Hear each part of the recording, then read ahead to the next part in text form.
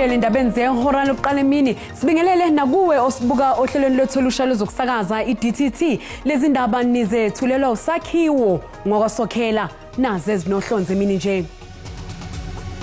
That interpretation on its own, that when we poison cool, induce fear to the accused.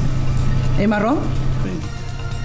Umbuso usubize uConstable Nkosiphile Maphumulo ngufakazi omusha ecaleni lokubulawa kaSenzo Meyiwa enkantolo ephakeme ePitoli.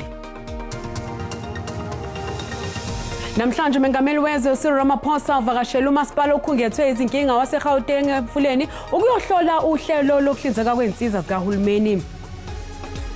It will be massive, not only for us as a team, but you know what it will mean for the country as well. And yeah, there's been obviously 4 years of hard work. Bonke sekumngomumo ngaphambi komdlalo wamanqamu endebe yomhlaba ebhola lombhoxo phakathi kwamabhokobhoko nezimbangi zawo endala iNew Zealand kusasa.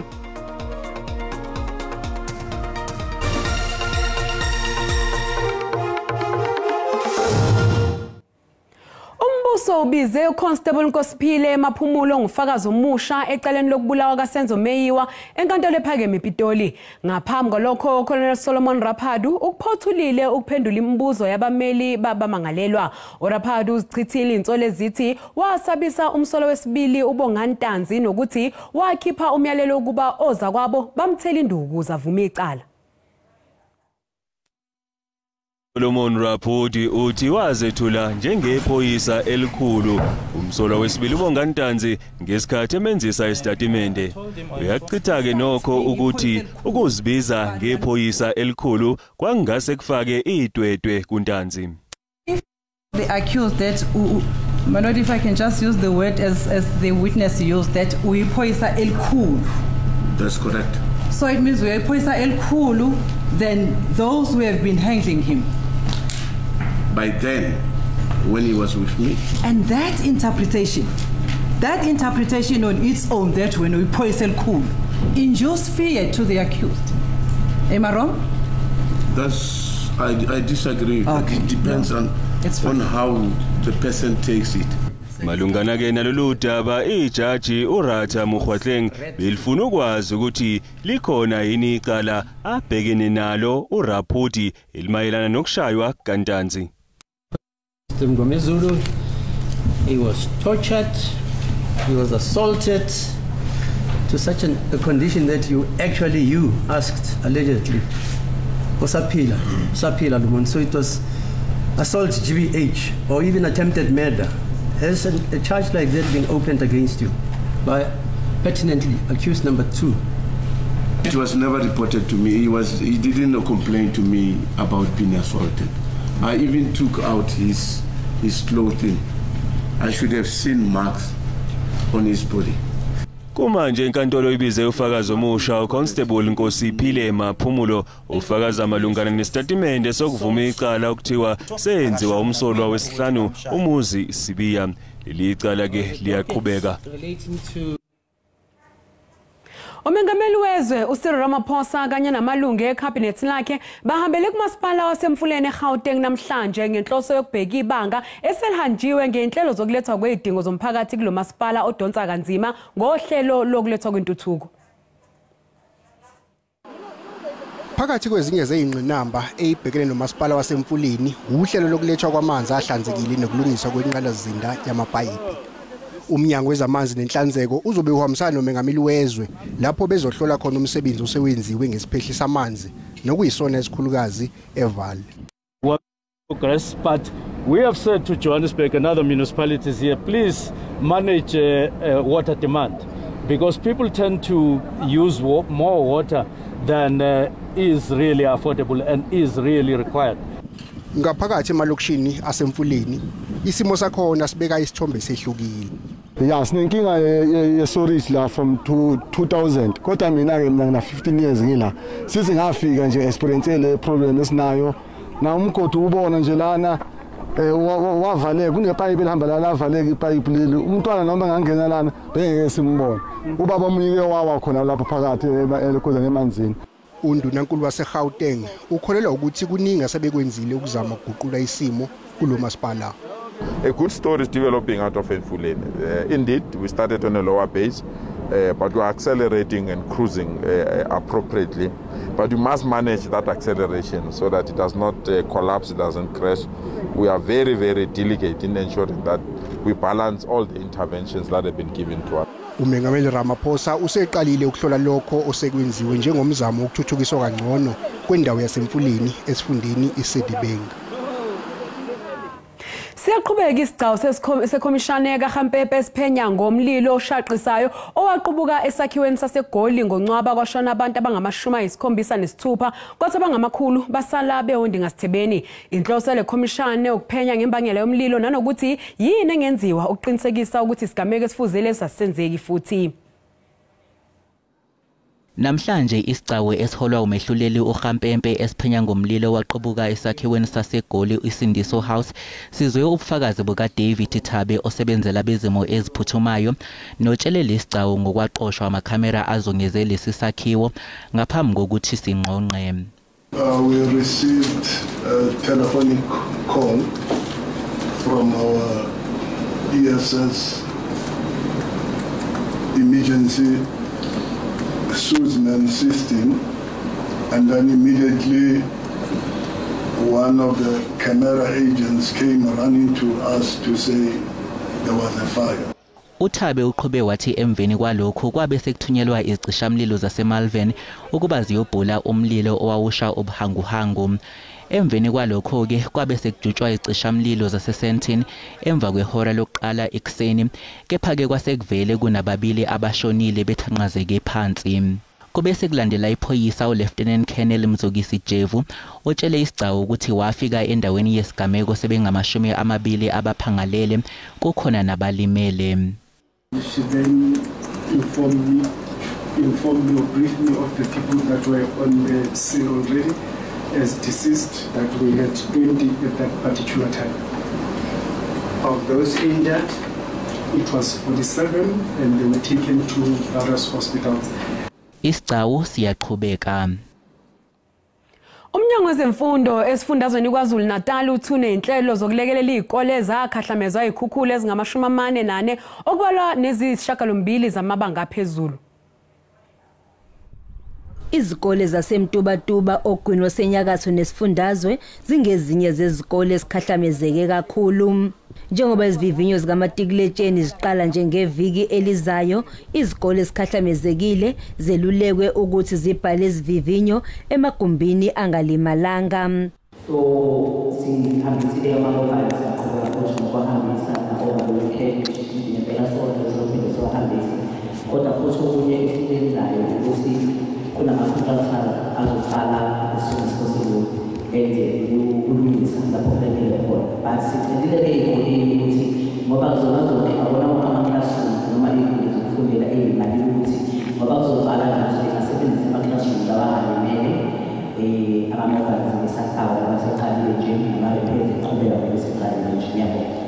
Umnyango uthi ukulungele ukubhalwa kwezivivinyo ezizoqala ngomsombuluko.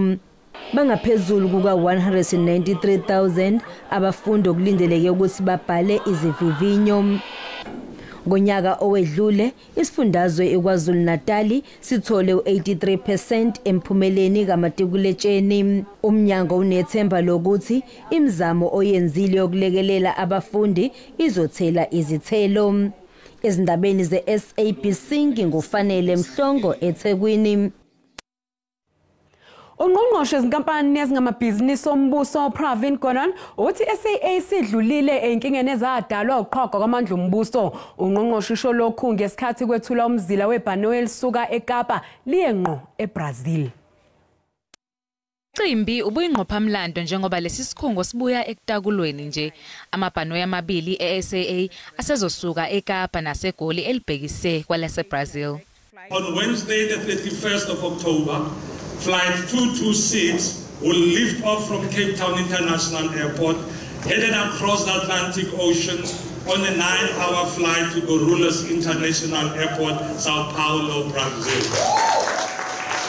Yize kunjalo sekuphele iminyaka emihlanu SAA ingahlinzeki iPhalamende ngombiko wayo wezemali.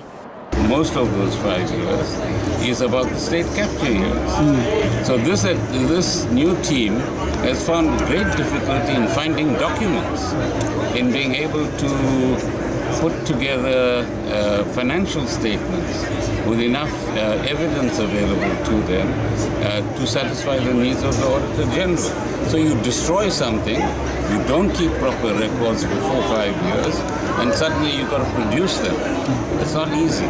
Kunethemba lokuthi imboni ezokuvakasha izohlomula kulokhu. Oh, we're very excited and we're very happy. The right moment at the right time. Air Brazil launched their direct flight, Latvian Airlines, direct from Sao Paulo to Johannesburg. And that helped us to grow the number of tourism. Ugodano uthi SAA inekusasa eliqhakazile futhi ngeke isaphinde idinge ukutakulwa ngemali yabakhokhi bentela. Mbukeli sathi quwe tolo kanti mangabe sibuya sizophathela uWT. This has been the worst atrocity against the Jewish people since the Holocaust, but it's not just atrocity against us. It's been atrocity against as many as 40 different countries around the world. People perished in those attacks. Njengoba lakwa-Israel lithembisa ngokuqinisa ukuhlasela kwale Gaza, inhlangano ezehlukene ezizwelana nePalestina ziyaqhubeka nokubamba imibhikisho kuleli nakwamanye amazwe.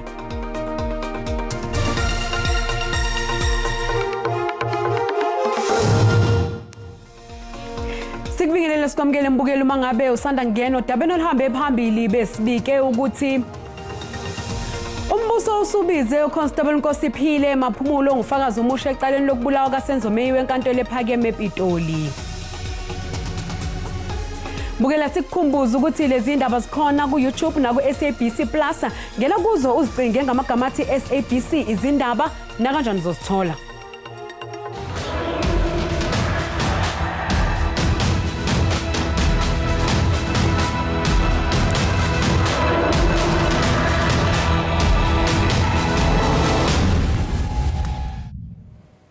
Njengoba iziphathimandla zakwa-Israel zifunge zagomela ukuthi zizoqhubeka nokuzibamba iqine kulempi eqhubeka eGaza, amaqembu aseka elakwa-Israel kanye namanxusa avele emazweni okubala kuwo iMelika, Germany, iThailand babe mdibi munye ePitoli ngenhloso yokuhlonipha laba abadlule emhlabeni ngenkathi iHamas ihlasela ke elakwa-Israel eqaleni kwephezulu. Kube nomcimbi wokuhlonipha abantu bakwa-Israel abadlule emhlabeni ngenkathi iHamas ihlaselela kwa-Israel mhla ziyisikhombisa kwephezulu. Amaqembu aseku-Israel aholwa umfelandawonye South African Zionist athi lokhu kuwuphawu lokuzilela okwenzeka kulesi sigameko. This has been the worst atrocity against the Jewish people since the Holocaust, but it's not just atrocity against us. It's been atrocity against as many as 40 different countries around the world. People perished in those attacks. Abanye osombusazwe bakhathazekile ngesimo sobuntu eGaza, kodwa basamekwe lokuthi elakwa-Israel linelungelo lokuyivikela. This terrorist attack cannot be justified by no means. And it must be clear for us that Israel has the right to defend itself. Abanye abaholi kuleli bathi isimo saseGaza sidinga ukuthi kuthathwe inyathelo eziphuthumayo. The situation in Gaza calls for urgent intervention. Children and women are dying. Destruction are continuing. The calls for the closure of the Israeli embassy is getting louder. Kusenjalo njengoba iqhubeka idlondlobala nje impi, abaholi emhlabeni sebexwayise ngokuthi umthetho wobuntu wamazwe ngamazwe kufanele uhlonishwe izo zonke inhlangothi kanti nezakhamuzi kufanele ivikelwe. Ungqongqoshe wezezingane nabesifazane uDokotela uNkosazana Dlamini Zuma usecela amazwe ukubeseka iPalestina njengoba siqhubeka nokwenyuka isibalo sabashonayo empini. I don't think the world is doing enough.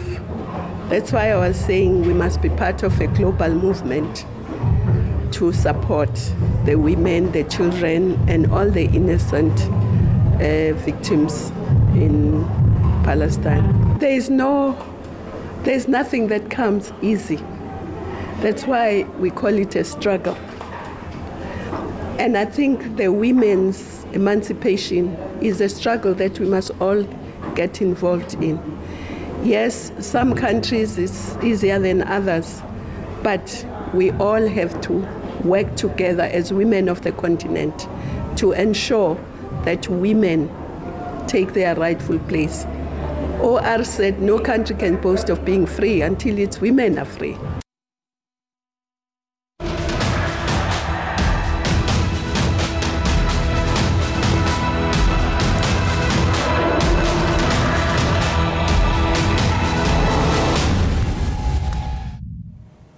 Amaphoyisa KwaZulu-Natal athakhathazekile ngegameko zobelelesi kulesifundazwe. Amaphoyisa alinganisele emakhulwini ankanise ezindaweni ezahlukene enkabeni edolobha kwaDukuza. Ukuzokabanzi-ke ngalolu daba sixhumana nentatheli SABC uSimphiwe Makhanya. Mnguni sikubingelele sikwamukele endabeni zehora lokuqala emina usichazele ngokwenzeka nje lapho ukhona. Amaphoyisa ke KwaZulu-Natal aphume umkhankaso abawubiza ngokuthi Operation Shanela ukuzozama ke ukukhuculula ubugebengu eindaweni ezahlukahlukene lapha esifundazweni. Namhlanje ke amaphoyisa alapha eLembe district ke aseuqalile ke lo mkhankaso angenela ke indawo ezahlukahlukene ngikubalula indaba yezitolo lapha ekudayiswa khona kanjalo ke nezakhamuzi nje ezisebenza ke lapha emgwaqeni ezenza umsebenzi ohlukahlukene.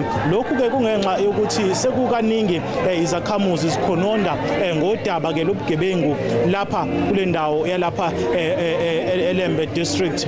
Ubugebengu ke okuyibona abakubalula kakhulu udaba lokudayiswa kwempahla engekho emthethweni ukuba khona kwabokufika lapha eNingizimu Afrika bebengenawo amaphepha abagunyaza ukuthi babe kulelizwe kanjalo ke nokudayiswa ke futhi ke kwempahla engafanele ukuthi ke zingabe ziyadayiswa. Sike saba ke nethutshana ngaphambilini ukuthi sikhulume naloyo okhulumela abaphoyisa esifundazweni KwaZulu-Natal uBrigadier uJ Naika esichazela ke ngalo mkhankaso wamaphoyisa ukubeka ke kwacaca ukuthi ke njengamaphoyisa KwaZulu-Natal sebekulungele ukuthi ke kufike ke isikhathi lesesaziwa ke ngokuthi ke i-festive season isikhathi sama holiday. Kepha ukuzwa kabanzi ngokuthi izakhamuzi ziwamukela kanjani lo mkhankaso uqhubakalayo njengamanje ake sikhulume ke naso isakhamuzi sizwe ukuthi sithini ma asikubingelele siphinde sikwamukele endabeni. Ayabonakala amaphoyisa aphuma umkhankaso la umkhankaso azama ukukhuculula ubugebengu endaweni uthini njengomuntu osebenza khona la endaweni.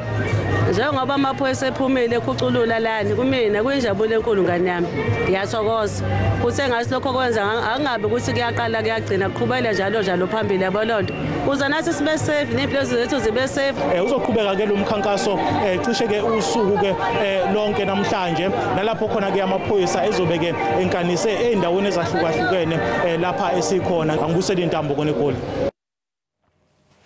Izakhamuzi zaseWinberg eFree State zikhala ngokungabi nogesi yize inkantolo yanquma ukuthi kufanele kubuyiswe ugesi kule ndawo. Sekuvalwa amabhizinisi kule ndawo ngenxa yokuthi abantu abakwazi ukuthenga ugesi. Izakhamuzi esithukuthele zithi azikwazi ukuthenga ugesi. Inkantolo yakhipha isinqumo sokuthi uqoqwe ikampani imafumu kwakungekho emthethweni ngenxa yokungabi bikho kagesi amanye amabhizinisi aphoqelwe ukuthi avale. For Monday, I can't do anything. Most of my stock is rotten. My fridges are off. I can't go ahead with my fish and chips. Everything is stopped. Amanye amabhizinisi kumele athenga ama-generator ukuze aqhubeke nokusebenza. There should be, there's no way that you cannot have somebody responsible. There should be a responsible person who must attend to this problem. He must come up and tell us, no guys, this is the situation. We are going this way, we are going this way. So that at least we cannot sit here frustrated and not knowing what we do.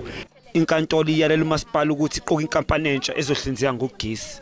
The service provider deviated from the orders of the court.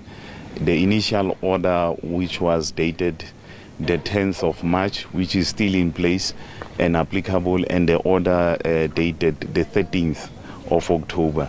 The service provider, in terms of the court has directed the municipality to replace the prepaid meters with postpaid.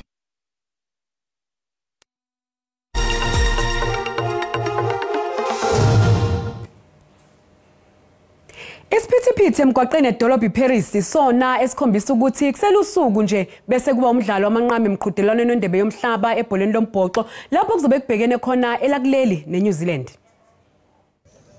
Abalandeli bamabhokobhoko nabeNew Zealand abawazi ubaphathelene umdlalo wamanqamu kanti osekusobala indlela azodlala ngayo amabhokobhoko njengoba sekuvelile ukuthi afuna ukuqina kakhulu ukuzimba ngizawo zingazenzeli nje. Rusty and Jock made it very clear on Monday when we internally announced who's playing and the squad that it's going to come down to the forwards and the way we pitch up and giving a platform for the backs to show a bit of magic and X factor. But we all know the brand and style that the All Blacks play and how dynamic they can be. Ukudlalela ukuvikela indebe yomhlaba nokuzama ukunqoba yona le ndebe ihlandla lesine kuzokhombisa ukuthi leli qembu lisebenza kanzima kangakanani. It will be massive, not only for us as a team, but you know what it will mean for the country as well. And yeah, there's been obviously 4 years of hard work, sacrifice, and dedication that's gone on into this and the planning. You know, from the support staff, the coaches, and us as players. Emva kwamasonto alandelanayo ukushubile emqhudelwaneni webhola lombhoxo elakuleli kufanele lilungele omunye umdlalo omkhulu kanti futhi manje leli qembu lifuna ukuhamba enyathelweni zomlando walo. Mbukeli nawe ke sikubuzile ukuthi ngokubona kwakho athina amathuba ukuthi amabhokobhoko aphakamisa indebe yomhlaba ihlandla lesine kusasa waphendula kanje. Bonakala ngempela bethu sona kusasingane ngoba siyazi ukuthi wasibhele New Zealand nje lapha na World Cup ezwe lase France engicaba ukuthi vele umdlalo uzokuzima kakhulu bavele esikhathini esiningi iNew Zealand iyasimisi kabi kodwa ke egcineni umdlalo siyagcina sonqobo. Zindala zombini zingontanga kuba iAll Blacks namabhokobhoko ayiphumelele kathathu le ndebe ngontanga. Kodwa amabhokobhoko angaphumelela ukuba angadlala ngokuzimisela. Engathi ndikave ndivala amehlo umhlobam ndibone sekungomso ngo9 ngokuhlwa. Amasabekwe elangeni umphokoqo unexhala. Ngibona ngathi mina amathuba sinawo kakhulu siyizwe laseNingizimu Afrika. Uma nje singayeka ukuthi silahla amathuba senza amaphutha endaweni ezingafanele. Siwasebenzisa amathuba esiwathola sowini. Hayi mina ngabone mahle kakhulu amathuba amabhokobhoko ukuthi ayiwine le ndebe. Abuye nayo la ekhaya ngafisela inhlanhla nje. Hayi ngabona nje mahle abathuba ukuthi azowabhuqa nje ama-Aussies ngeke lokho ewanikeza labo 1 point gap. Hayi msangathi mina ngithi South Africa mabhokobhoko we celebrate. Kusasa lokusako mina ngibona amabhokobhoko ayodlala kahle kakhulu athi awuphumelela. Emva kokuthi iNew Zealand ishaye iIreland uvalo nginalo. Kodwa ke siyawathemba amabhokobhoko azobuya nawo le ndebe. Kuzoqopheka umlando kube yiyona team yokuqala izwe lokuqala ekuthenini niphakamise indebe amahlandla amane. Mbukeli umhlahlo wesimo sezulu yalandela emva kwekhefu.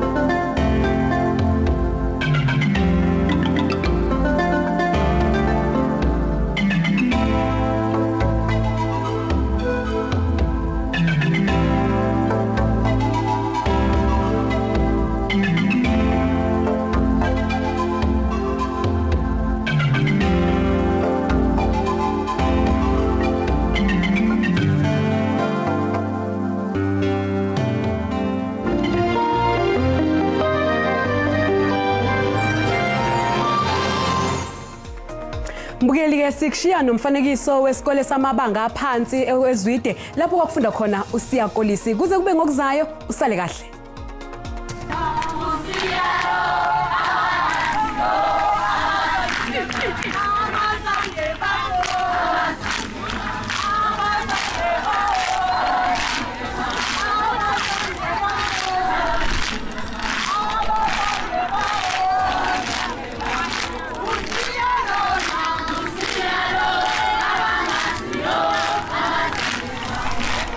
Rio!